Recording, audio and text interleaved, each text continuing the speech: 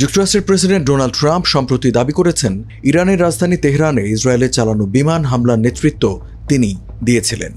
অথচ যুদ্ধ শুরুর সময় ওয়াশিংটনের সরকারি অবস্থান ছিল সম্পূর্ণ বিপরীত।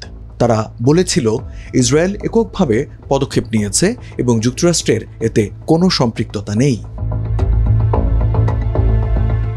মার্কিন গণমাধ্যমে প্রকাশিত প্রতিবেদনে বলা হয়েছে, ইসরায়েলের এই হামলার মধ্য দিয়েই শুরু হয় 12 দিনের যুদ্ধ, যা পুরো মধ্যপ্রাচ্যে নতুন করে উত্তেজনা ছড়ায়। হামলার কয়েকদিন আগেই ইরান ও যুক্তরাষ্ট্রের কর্মকর্তারা পারমাণবিক কর্মসূচি নিয়ে নতুন এক দফা আলোচনায় বসার প্রস্তুতি নিচ্ছিলেন, কিন্তু হামলার পর সেই আলোচনাও ভেস্তে যায়।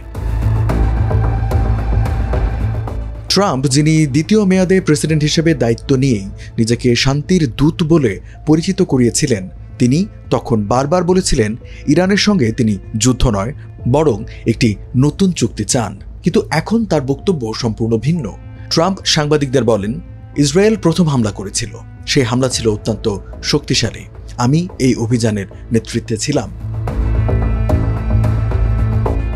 কিন্তু যুদ্ধের প্রথম দিকে মার্কিন প্রশাসনের বক্তব্য ছিল এর উল্টো। তখনকার পররাষ্ট্রমন্ত্রী মার্কো রুবিও বলেছিলেন, আজ রাতে ইসরায়েল একতরফাভাবে ইরানের বিরুদ্ধে পদক্ষেপ নিয়েছে, আমরা কোনোভাবেই এই হামলায় জড়িত নই, আমাদের সর্বোচ্চ অগ্রাধিকার হচ্ছে ওই অঞ্চলে মার্কিন বাহিনীর নিরাপত্তা নিশ্চিত করা।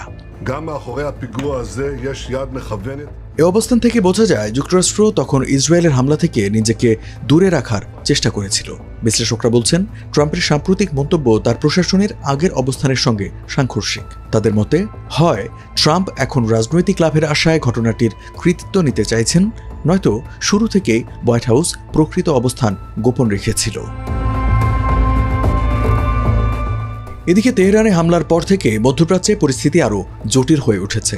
ইরান প্রতিশোধের হুমকি দিয়ে রেখেছে, আর যুক্তরাষ্ট্রের মিত্র দেশগুলো উদ্বেগ জানাচ্ছে যে ট্রাম্পের এই পরস্পর বিরোধী বক্তব্য নতুন করে উত্তেজনা সৃষ্টি করতে পারে।